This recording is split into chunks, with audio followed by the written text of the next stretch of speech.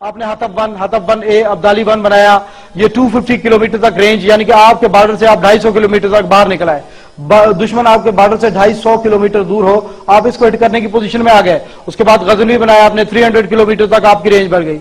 उसके बाद आप आगे बढ़े, आपने शाहीन वन और गौरी बनाया और 1800 किलोमीटर सेंट्रल एशिया तक आपकी अप्रोच हो गई। और ये वो इलाका है जहां पर अमेरिकन और ब्रिटिश जो फ्लीट्स खड़े हुए हैं, बहरी बेड़े खड़े हुए हैं, वो इस इलाके में खड़े। ये इलाका आपकी रेंज के अंदर आ गया। और ये याद रखें कि जहाज के ऊपर मिसाइल लगता है तो जहाज की आग नहीं बुझाई जाती, बल्कि डूबते हुए को बाहर निकाला जाता है।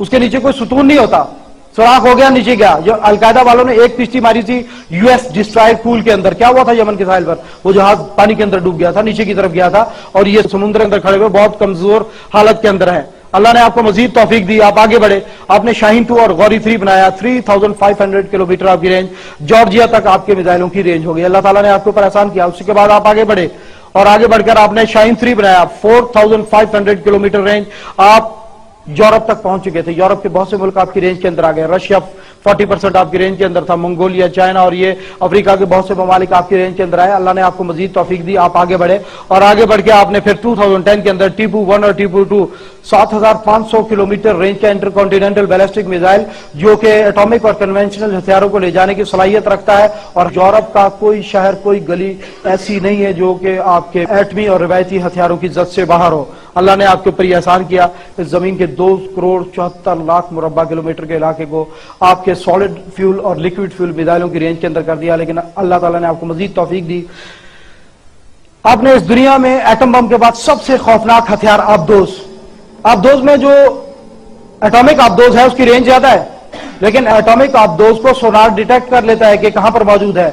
लेकिन डीजल आबदोज क्विक डीजल आबदोज कहलाती है, जिसको सोनार डिटेक्ट नहीं कर सकता। और दुनिया की सबसे बड़ी डीजल से चलने वाली आबदोज आप अपने कराची के साहिल पर बैठकर बना रहे हैं। यह आबदोज 3 महीने पानी के नीचे रह सकती है, 10,000 किलोमीटर सफर कर सकती है, 6 एटॉमिक मिसाइल ले जाने की सलाहियत रखती है।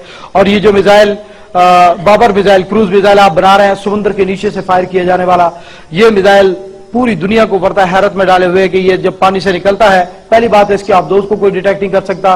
और आबदोज के पहुंचने के बाद ये जब निकलता है फजा में एक बुलंदी पर पहुंचकर इसका बूस्टर इससे अलहदा हो जाता है, इसके विंग्स खुल जाते हैं, ये नीचे पानी की तरफ गिरता है, 100 फुट की बुलंदी पर आ जाता है और कोई भी लॉन्ग रेंज रेडार इसको डिटेक्ट करने की सलाहियत नहीं रखता।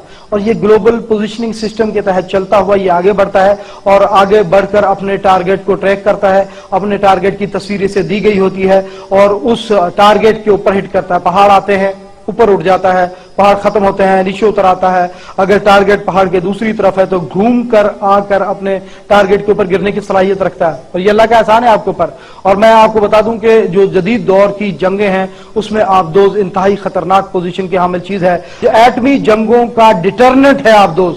अगर कोई मुल्क सोच ले कि मैं किसी मुल्क को मुकम्मल तौर पर बर्बाद कर दूंगा, मैं पहले एटमी हमला करके उसे खत्म कर दूंगा, लेकिन उसके इल्म में यह हो कि दुश्मन की एक आबदोज जिसके अंदर 6 एटमी मिसाइल हैं हमारे साहिलों के नीचे कहीं बैठी हुई है, वो कभी भी नहीं उसको खत्म कर सकता। उसे पता है ये पानी में से निकल के हम पर अटैक करके हमें भी तबाह बर्बाद करने की सलाहियत रखती। अल्लाह ताला ने आपके ऊपर यह एहसान किया, ये ब्लेसिंग है, आपके ऊपर रहमत है अल्लाह की कि अल्लाह ताला ने ये सारे वसाइल आपको अता किए।